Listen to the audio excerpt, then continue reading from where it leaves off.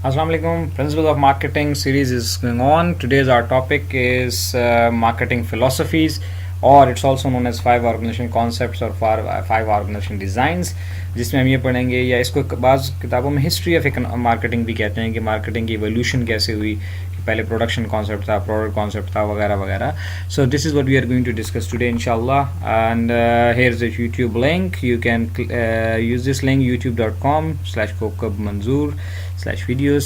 If you like the video, please do subscribe the channel and kindly share it with others so that more and more people can get benefit. अगर आपको अच्छी लगी, आपको फ़ायदा हुआ है, तो फिर दूसरों को भी फ़ायदा ज़रूर पहुँचाएँ. It's will be a contribution from your side to the society. Okay ji, so let's begin. What are those five concepts? Production concept, product concept, selling concept, marketing concept and societal marketing concept.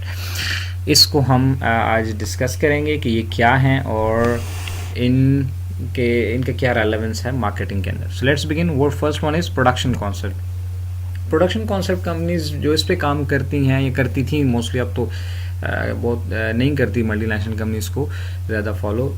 जो इसका basic idea था कि आप ज़्यादा से ज़्यादा production करें और मार्केट में चीज़ पहुंचाएं तो आपको ज़्यादा से ज़्यादा फ़ायदा हो सकता है. The idea of that consumer will favour the product that are available and highly affordable.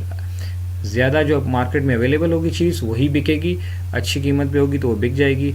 और इस पे जो सारा फोकस था कि हम ज़्यादा से ज़्यादा कैसे प्रोड्यूस कर सकते हैं, मैस प्रोडक्शन की तरफ कैसे जा सकते हैं. ये एक इकोनॉमिस्ट था, J.B. सेज उसका नाम था. उसने एक कॉन्सेप्ट दिया था, supply creates its own demand. ये बड़ा मशहूर इकोनॉमिक्स का एक लॉ है कि जी सप्लाई करेंगे तो ऑटोमेटिकली डिमांड खुद बहुत क्रिएट हो जाएगी. सो मीन्स ये अर्ली 20th सेंचुरी में बहुत ज़्यादा पॉपुलर रहा ये कॉन्सेप्ट कंपनीज़ ने कि ज़्यादा प्रोडक्शन करें. स्पेशली इंडस्ट्रियल रिवोल्यूशन जब आई पिछली सदी में, तो जब ज़्यादा प्रोड्यूस करें और ज़्यादा बेचें और ज़्यादा पैसे कमाएँ. सो सारा फोकस जो था वो प्रोडक्शन पे था, मैस प्रोडक्शन पे और डिस्ट्रीब्यूशन पे था. तो जैसे आज भी कुछ छोटी कंपनी जैसे ये चिप्स और ये टॉफ़ियाँ वगैरह जो बेचते हैं मोटरसाइकिल्स के ऊपर, या छोटे छोटे डिस्ट्रीब्यूशन, इन्होंने छोटे छोटे प्लांट बनाए, तो ये जाके मुख्तलिफ होलसेलर्स को जाकर देते हैं और डिस्ट्रीब्यूट करते हैं. तो उनकी कोई ब्रांड नेम नहीं होता, कुछ भी नाम लिख लिया, और वो बस ये है कि जहाँ तक वो पहुँचा सकते हैं वहाँ तक वो बिक रहा होता है, स्पेशली गाँव के एरियाज़ वगैरह में, क्योंकि ये थोड़ा सस्ते होते हैं. जो ब्रांडेड चिप्स हैं या ब्रांडेड प्रोडक्ट्स हैं वो महंगी बिकती हैं, तो और ये जो है ये 1-2 रुपये सस्ते होते हैं, तो ये इसलिए बिक जाते हैं. सो इस कॉन्सेप्ट का जो बेसिक एम क्या था, it was all about produce more and earn more. फिर वक्त के साथ तरक्की हुई तो देखा लोगों ने कि यार हर बंदा प्रोडक्शन कर रहा है, हर बंदा मार्केट में चीज़ लेकर आ रहा है, तो फिर क्या करना है जी. उन्होंने कहा जी प्रोडक्ट के ऊपर काम करें, प्रोडक्ट में कोई यूनिक फीचर ऐड करना चाहिए. So what they did, they try to focus on the product, they try to improve the quality of the product, performance of the product, features, characteristics, कि कोई यूनिकनेस प्रोडक्ट में लाई जाए ताकि हम वो बेचें जो बाकी लोग नहीं बेच रहे. सो फोकस क्या था जी, कंपनीज का फोकस था कंटिन्यूस प्रोडक्ट इंप्रूवमेंट के ऊपर. अब मैस प्रोडक्शन से एक स्टेप आगे कि भाई मैस प्रोडक्शन तो करनी है, लेकिन हर बंदा मार्केट में माल लेकर आ रहा है, तो लोग मेरी प्रोडक्ट क्यों खरीदेंगे कि इसमें क्या नया फीचर है. अब यहाँ पर भी ये गलती कर रहे थे कि ये वो प्रोडक्ट प्रोड्यूस नहीं कर रहे थे जो कस्टमर की वांट थी, वो ये कह रहे थे जो हम इसमें क्या ऐड कर सकते हैं, हम कोई कलर ऐड कर सकते हैं, हम कोई फीचर ऐड कर सकते हैं, हम कोई. So whatever the organisation could do, they were doing at their best and they were trying to improve their quality of the product. And idea was क्या, द आइडिया जो था क्या था, earn more by providing quality product with unique feature at a lower cost, ताकि लोग बाकी products को ना खरीदें, हमारी प्रोडक्ट को खरीदें. Then came the selling concept. Specially ये जब ग्रेट डिप्रेशन आया 1930s में, उसके बाद लोगों के पास पैसे नहीं थे, हालात ख़राब थे, पूरी दुनिया में तकरीबन डिप्रेशन था और उनके पास इतना क़ुव्वत ख़रीद नहीं थी, तो फिर लोगों को कंपेल करना पड़ता था, फोर्स करना पड़ता था, इंटाइस मीन्स उनको इनकरेज करना पड़ता था कि ख़रीदें, तो ख़ुद ब खुद लोग नहीं ख़रीद रहे थे. तो इसके लिए फिर सेलिंग कॉन्सेप्ट आया कि जी कुछ लोग होनी चाहिए, सेल्स फोर्स रखनी चाहिए, ताकि वो जाके लोगों से मिले और कस्टमर से मिले और कस्टमर को कन्विंस करे कि ये हमारी प्रोडक्ट खरीदें. तो उस पे यूँ the consumer will not buy enough the firm's product unless it takes the large selling and promotional effort. तो सेल्स ट्रांजेक्शन आए, सेल्स टीम हायर की गई, सेल्स पर्सनल हायर किए गए, प्रमोशनल एक्टिविटीज़ आना शुरू हो जाएंगी. If you buy this will get this, you if you do this you will get this, इस किस्म की चीज़ें, ताकि ज़्यादा से ज़्यादा सेल्स हो. तो फोकस ये था कि अब चीज़ों को बेचना पड़ेगा, पहले बिक रही थी अब बेचना पड़ रहा था. ठीक है, अभी भी अनफॉर्चुनेटली बहुत सारी कंपनीज़ यही कर रही हैं पाकिस्तान में, तो आप देखेंगे कि वो यही करते हैं कि ना प्रोडक्ट पे ध्यान है ना क्वालिटी के ऊपर इतना फोकस है, वो बस बंदे उन्होंने रखे हुए हैं, सेल्स टीम रखी हुई हैं और वो बस जा रहे हैं कि सम बाय हुक और crook they are trying to convince the customer to buy our product. So the focus is on creating sales transaction rather than long term profitable relation. तो प्रॉफिटेबल रिलेशन पे नहीं था, customer का ख्याल नहीं है, वो कहते हैं यार बस चीज़ बेचनी है. आज भी देखें कंपनी सेल्स टारगेट देती हैं जी महीने में इतने यूनिट बेचने हैं, वो ये नहीं कहते कस्टमर जाए भाड़ में, लेकिन बस आपने इतने यूनिट बेचने. And then the sales team is putting their है ऑल द एफर्ट्स कि यार किसी तरीके से हमने इतने यूनिट बेचने हैं ताकि टारगेट पूरा हो जाए. सो ये भी एक प्रोसेस रहा, बल्कि अभी तक चल रहा है बहुत सारे कंपनी में, लेकिन मल्टी नेशनल कंपनीज अच्छी कंपनीज हैं वो इस कॉन्सेप्ट से आगे निकल गई हैं.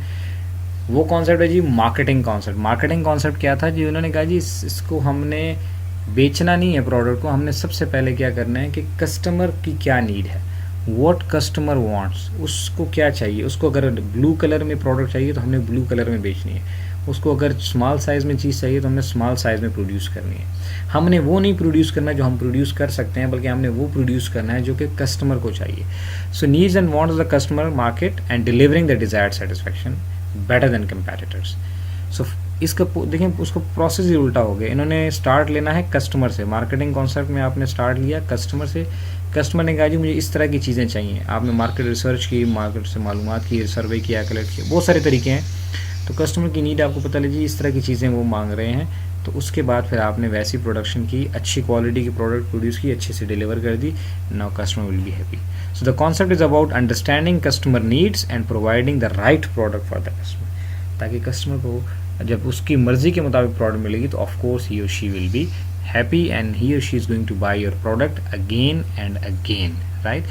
And then not only this, he or she will also tell others that this is the product what we needed and we are getting from this company and it is a very good product. ठीक हो गया जी. ये इसका difference देखें selling और production concepts का. Selling में हम क्या करते हैं, हम फैक्ट्री से काम शुरू होता है, फैक्ट्री प्रोडक्ट्स बनाती है, फिर सेल्स टीम उसको बेचती है, सेल्स करती है और प्रमोट करती है, and then company ends a profit, right, अगर सेल्स हो जाए तो. Marketing concept is reverse. इसमें हम सबसे पहले कस्टमर को आइडेंटिफाई कर रहे हैं कि हमारी मार्केट कौन सी है. मैंने लास्ट वीडियो में टारगेट मार्केट के ऊपर पूरी वीडियो बनाई है, आप वो ज़रूर देखिएगा. फिर हम आते हैं जी कस्टमर की नीड्स क्या हैं. हमने देखा जी ये लोग हमारी प्रोडक्ट ख़रीद सकते हैं, फिर हमने जाके उनसे पूछा, उनकी नीड्स पता लगी, फिर हमने इंटीग्रेटेड मार्केट की, उस तरह की प्रोडक्ट प्रोड्यूस की, उसी तरह की प्राइसिंग की, उसके मुताबिक उसी तरह की प्रमोशन करके उसी तरह की डिस्ट्रीब्यूशन की. इसको 4 P's ऑफ मार्केटिंग कहते हैं. And of course then we provide the quality product to the customer at a competitive rates, so will be earning profit through customer satisfaction. अब कस्टमर सेटिस्फाइड है, इंशाल्लाह हमारी प्रोडक्ट नेक्स्ट टाइम भी खरीदेगा.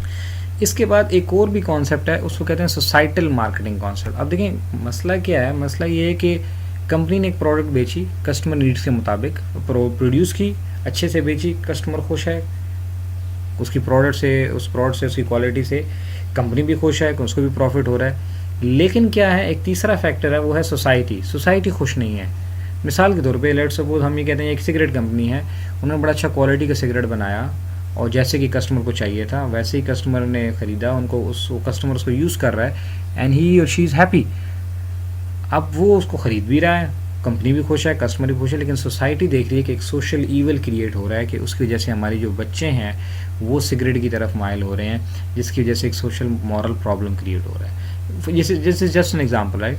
अब society ये कह रही कि जी ये आप इसको बैन करें या इसको कम करें. अब देखें आप, अगर आपको याद हो, जो आप में से सीनियर लोग हैं जिन्होंने जिनकी एज ज़्यादा है उनको पता होगा, पहले टीवी पे ऐड आया करते सिगरेट के, फिर इसके ऊपर कैंपेन चली, बैन हो गए, और अब टीवी पे सिगरेट्स के ऐड नहीं आते. इवन जब सिगरेट कोई पी भी रहा होता है तो नीचे लिखा होता है it kills and it's injurious to health, right.